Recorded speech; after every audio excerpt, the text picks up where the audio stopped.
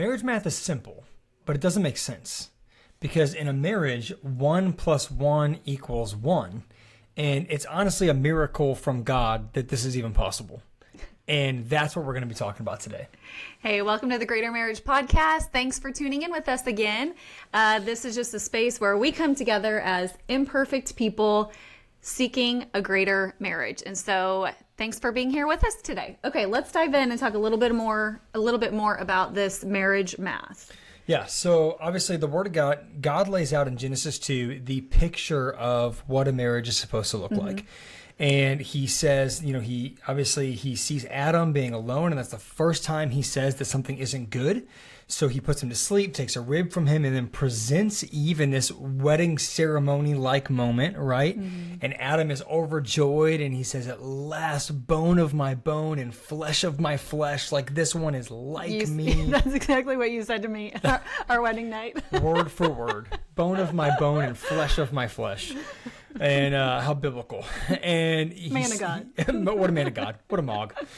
And he says that, and then it's funny because Moses gives us this like footnote at the end of Genesis 2, where it doesn't really make sense where it is, but he says, for this reason, right after Adam says that, he says, for this reason, a man shall leave his father and mother and be joined to his wife, and the two shall become one. And we know that it's a footnote because Adam and Eve didn't have parents. And so who were they leaving? Right? But Moses understood that as he told this story, people needed to make the correlation that they were entering into covenant with one another. And if they had to walk away from everything from the past, be it even their parents, and leave their home and start something fresh and new, and that now as two people, they were becoming one in this covenant, in this marriage. And Jimmy Evans, who is like the leading voice on biblical marriage in America, he's unbelievable. He wrote a book on this called The 4 Laws of Love. And it's so good. We're going to link it in the bio for you guys because you need to read this book. And he has several studies on it. He does podcasts and teaching on it as well, video series. He's unbelievable. But he talks about the 4 laws of love. And really, honestly, those 4 laws kind of lay out how you become one. And we're going to teach on this a little bit in some upcoming series. We're going to break down, not necessarily law by law, but we're going to break down some of those ideas and how we become one. But in this podcast, for just a few short minutes, I want to talk about just the mindset that we need to have in order to even begin becoming one. Because, my good friend AJ Clearcoper, love you, AJ, he said that the greatest marriage, he and I were talking about marriage one time, and he said, man, the greatest marriage advice I've ever gotten came from this little old lady that had been married like 50 years. They know it all. They know it all. And she said, AJ, it takes a long time for two to become one. Yeah, that is so powerful. It takes a long time. And I think that especially in the church, where we really push for people to be married. That's kind of like the completion. That's like one of the steps that it takes to be a great man or great woman of God is it feels to like find the that finish spouse. line. Right. It's like we spend so much time dating and trying to uphold all these standards and find the one, and then we get married and it's like, now what? Now what? Now what do Exactly. I do? I think that the church society just kind of paints this picture of you get married and you just kind of know what you're doing and you know how to be a wife and you know how to be a husband, you know how to become one. But in reality, you don't in any sense of the form. I mean, spiritually, our souls, physically, all of it, it takes time. It doesn't happen overnight. Yeah, it does. And I think that, when you look at any other area of our life, you look at our education or our job, right? We spend our entire adolescence trying to figure out, what do you want to be when you grow up? Right. What do you want to be when you grow up? And we talk about it all the time. And then finally you get to college and it's like, well, what's your major? What are you going to major in? What are you going to do? And you spend all this time being educated, and then you go get an entry-level job, and then you work your way up. No one expects you to graduate high school and go be a CEO. No one expects you to be a master at whatever it is, whatever your craft is, the moment that you get out. And I think that we expect that of ourselves in marriage. Yeah. It's like, well, now that you're married, you've got to be a great husband. Now that you're married, you've got to be a great wife. And another probably even more dangerous aspect is expecting that of our spouse. 100%. We expect each other. I expect you to just know how to be a great husband, and then I get frustrated if I feel like you're lacking in an area. And that is such an unfair expectation. Yeah, for sure. And so I think that the number one thing that we have to have whenever we consider our marriage and becoming one is that we have to have long-term vision. Mm-hmm.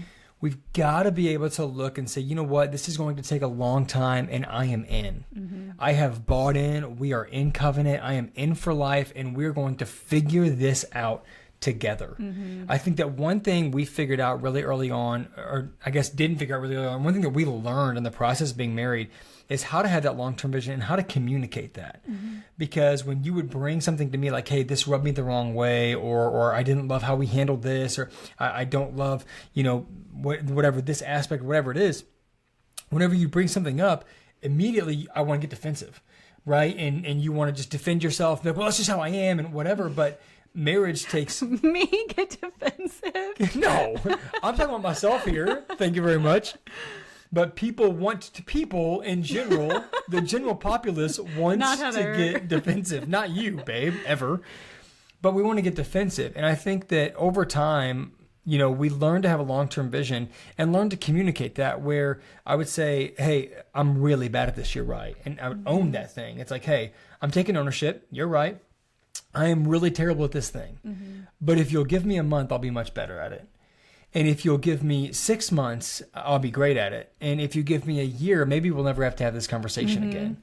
And I think that we have to be able to give our spouse the grace to be able to take the time to put in the work. Because when you communicate like that, hey, you're right, I'm terrible at this, I'll take ownership of it, and know that I'm going to get better, but I need your patience as I get better. I think when you communicate that, it communicates value and it communicates buy-in to the marriage and buy-in to your covenant. But it also communicates like, hey, I just need a little bit of peace, but I'm going to put in the work. Mm-hmm. I love how you compared that process earlier to, like going to college. Because when you go to college, we go in knowing there's going to be a lot of financial sacrifice. We're gonna have to put some money in here. There's gonna be a lot of late nights. There's gonna be a lot of studying required, and maybe there's gonna be some tests that we just miss the mark. Yeah. Maybe we fail. Maybe we have to go back and repeat that before we can actually graduate with that degree. And I think that's such a practical way to look at marriage. It's like there's gonna be late nights. It's gonna cost us. And we're going to have to study. We're going to have to put in a lot of work here. And when we mess up, when we fall short in an area, we're going to have to do it again until we get better at it to move on to that next phase. Right. And nobody quits college over a failed test. Right. Yeah. It's like, no, I've bought into this. I'm paying for this, right? Like I'm committed to this. And so if I mess up, it's on me. I'll take ownership and I'm going to do this better next time. And I'm going to continue to go and I'm going to finish this out, right? Mm-hmm. Like I'm going to finish the race. Yeah. And I think that we have to have long-term vision and able to even consider two becoming one, because it is a process and it does take time and it does take we are in a covenant. Covenant takes cutting, and there's pain involved, and there's sacrifice involved, which is why this also takes a lot of humility. We have to be humble. You have to be humble when you're pursuing that life of two becoming one, because it takes a laying down and a sacrifice of yourself and your needs and your desires in order to attain the greater good. But isn't that the opposite of what the world tells us, though? Oh, 100%. It's like, what's in it for me? Like, oh, he doesn't make me happy anymore, so I'm out of here. Like the world just paints this picture of marriage being something that is only for us. And in reality, it's meant to be something that we lay our life down for the other person. But that's not what the world is telling us. Yeah. Yeah, and Ephesians 5 shows us that men, we are called to lay down our lives. Women are called to serve, and that doesn't mean that you become my servant. It just means that it's a different aspect of laying down your life, right? As women, you begin to lay down some of the things that you desired in order to pick up some of the desires of your husband. As men, we lay down everything that we are in order to provide for and protect our family. And as you do that, there's a there's a process to that, and there's a cutting that happens, and there's a weight to you doing this. I mean, when Jesus laid his life down for the church, it wasn't easy for him. There was that Garden of Gethsemane moment where he's like, God, if there's any other way, let it happen, but not my will be done, your will be done. And sometimes in marriage, you've just got to say, you know what, God, your will be done. Like, I'm going to repent. I am going to do everything that I can to make this great for my spouse. And even though it may not be exactly what I want, I know that it's better for us, and we are what matters. Right. And we are going to lay down our lives in order to make sure that our marriage is great. And that's a very humbling experience. Yeah. And nothing will humble you like marriage does. Marriage is a mirror.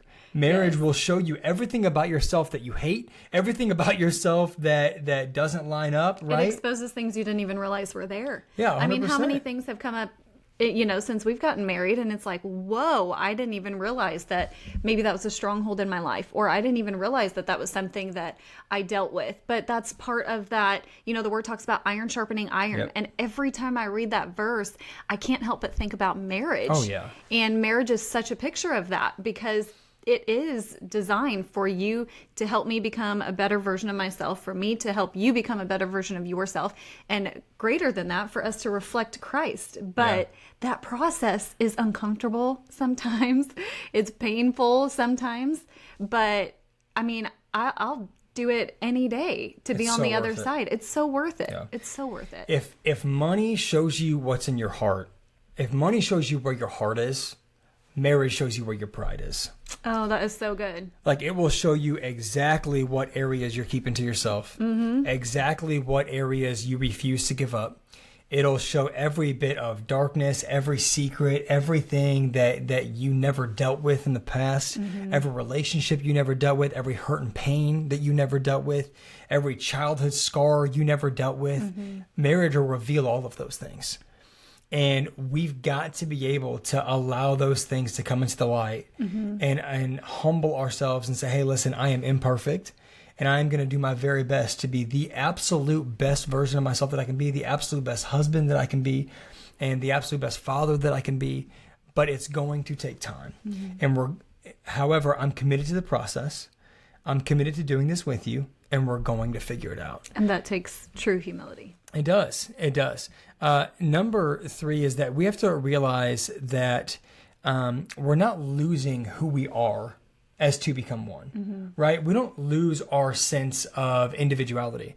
I'm not losing myself.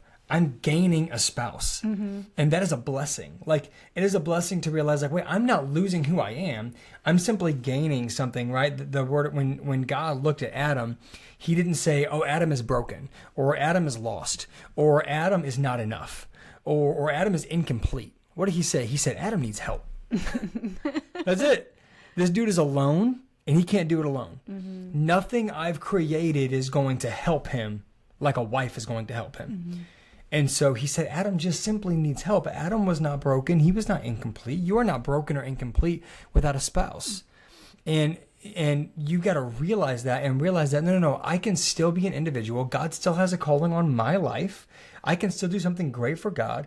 We do, every year we go and we do a greater marriage master plan, which is like a weekend that we take away, and we sit down and we cast our vision for the entire year. And we have this. One of my favorite times of the year. Oh, it's one of the best. And we take several days and we pray and we worship and we plan out the year. We go do something fun together and we plan this out. But every time we do that, we say, okay, what has God called me to do this year? What has God called you to do this year? And what has God called us to do this year? Because we have a call on our lives, but we also have individual calls. Right. And I can't accomplish what God has called you to accomplish. And you're not going to do what God has called me to do.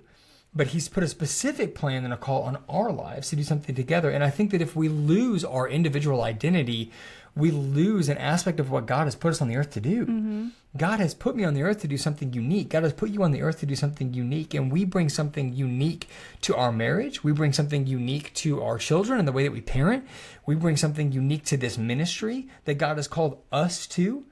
But I think that you can very easily put your entire identity into marriage, and I'm just a husband, or I'm just a dad, or I'm just a wife and a mom, and you can lose yourself in that. And that's such a dangerous place to be in. Yeah. It's so easy, I think, to slip into those roles of being a wife or being a mom. And then it's like, yeah, or even finding your identity in your job, being a business owner, being a boss, being whatever it is, we get so wrapped up in that identity. But then what happens when the circumstances change?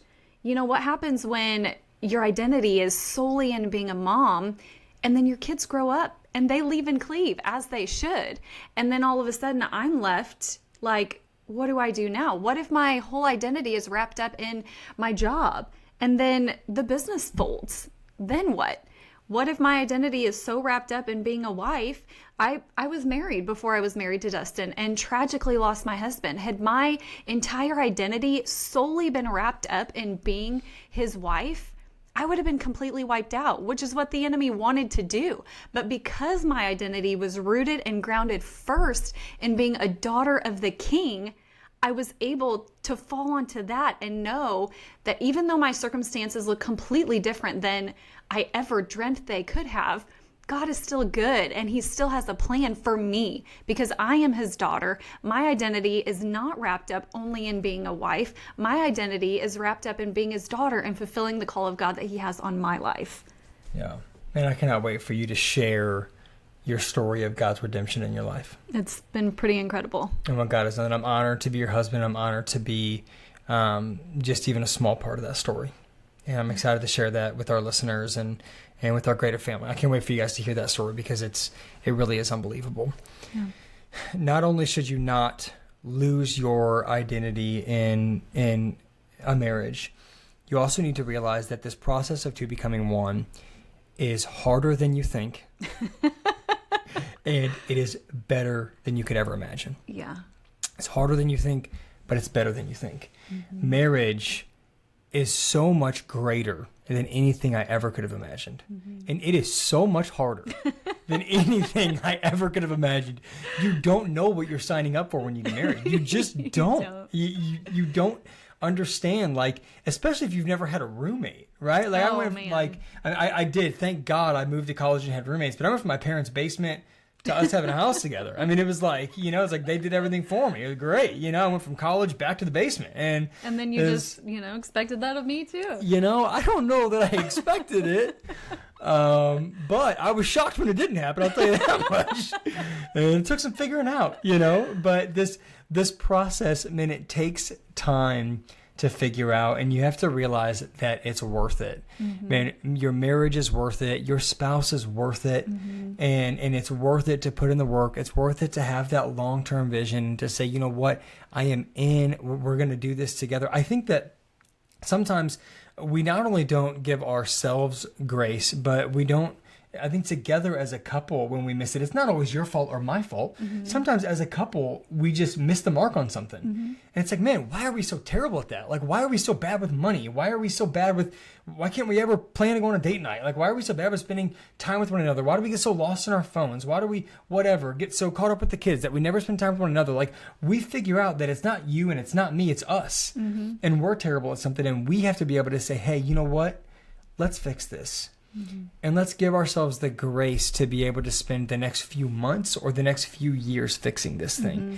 Because maybe in a month we're better. And maybe in 6 months we're great at it. And maybe in a year we're really great at it and it's a habit. And maybe in 5 years we're teaching about it. Mm-hmm. Maybe in 5 years we've got this opportunity to share with others, hey, we were terrible at this thing and we put in the work and God's grace was sufficient for us.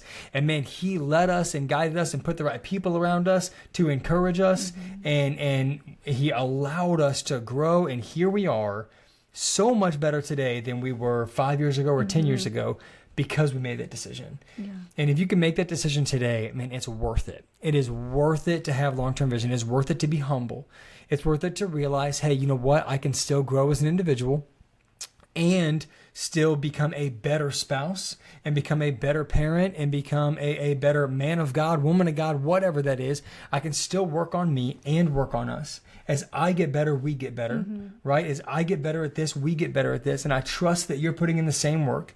And I want to speak to, just for a moment, not just the moments where we put in the work and it's like, hey, I think that there were times in our marriage where you would come to me and say, hey, I don't love the way we're doing this, or I don't love how you talk to me in this moment, or I don't love how we handle this situation. I'm sure I was like super calm and very loving. Calm, and cool, and collected, I'm sure.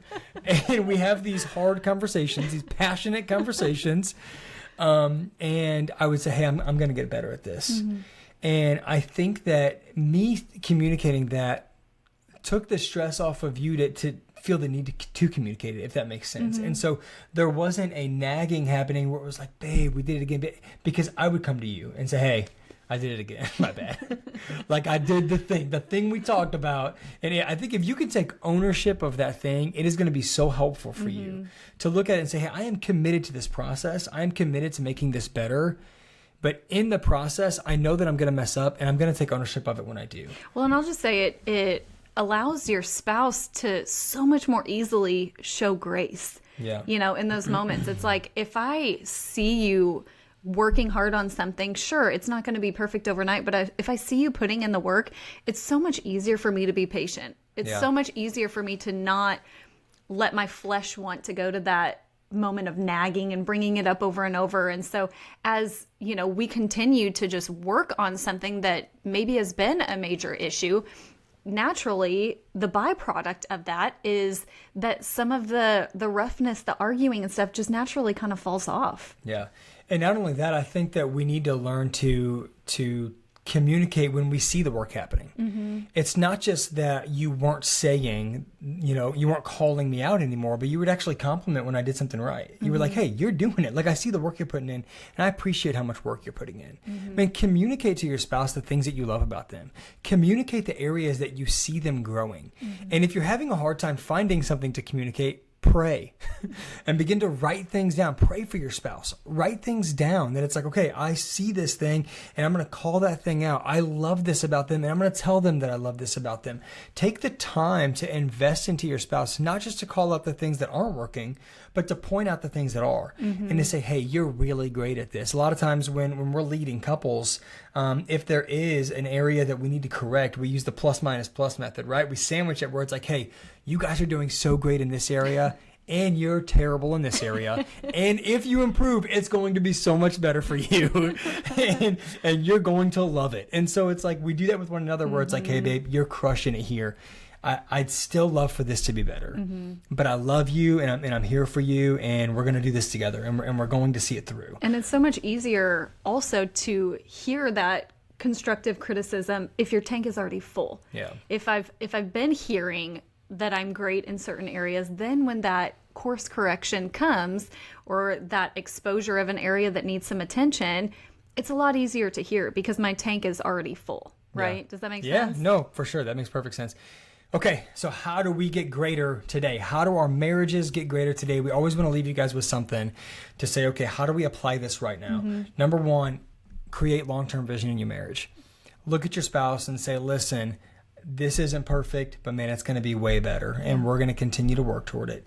That takes humility. Be humble. Communicate with humility. When you communicate to your spouse, don't come at them prideful and arrogant. Come at them with grace and communicating that you're going to be in for the long haul and that you're willing to watch this thing continue to work, that you're willing to work on yourself as well. Create that space for healthy communication where you say, hey, I'm going to communicate some things and I want you to have the same freedom to be able to communicate what you need as well. That takes humility to be able to do that. Realize that you're not alone and that you are not lost in the identity of your marriage. You have an identity. God loves you and he's called you as an individual and he's called you to also be great for your spouse and to also be great for your marriage. Man, we make one another better. The word of God says that one can send 1,000 to flight, two can send 10,000 to flight if the Lord is their rock and their foundation. And so, and if the Lord does it, and how can that happen unless the Lord does it, right? And so we are 10 times greater together than we ever are apart. Man, your spouse is a complement to you and you are a complement to them. You are not made complete in them. We're going to talk about that in another podcast. And so realize that God has put you on the earth to accomplish something great, and he has put you with your spouse to accomplish something great as well. And your spouse is a blessing to you, and you are a blessing to them, and that is the way that God designed it. So as you become one, realize that there is a weight that comes with that, and it's a good thing. It's a good thing to carry. And also know that it's worth it. I mean, it is worth it to work hard. It is worth it to put in the work to become one, to become unified, and to be on the same team. And it doesn't mean that you always agree, but it does mean that you find a place where you can end up on the same team with the same goal and a unified vision as a family. That's so good. Well, hey, thanks for tuning in with us today on the Greater Marriage Podcast. If this episode was a blessing to you, if you walked away with something today, would you take a moment and share it with somebody else who maybe could benefit from hearing it? We're so thankful for you. We also have a gift for you. If you jump over to greatermarriage.com, you can download for free 75 fun and flirty ways to keep the spark alive. Nailed it. Lord knows we all could use a dose of that. Listen, while we were writing this, we were like, oh, shoot, that's a pretty good one. Maybe we should actually apply that. We should do Great that. idea. Why have we never done that before? I have a list that I slipped to Dustyn of fun and flirty things that I'm waiting for. Yeah, So, it's going to happen. We'll keep you updated. It's going to happen. Well, hey, we're here every single week. Look forward to talking to you again soon. We love you. We're praying for you. Go be great.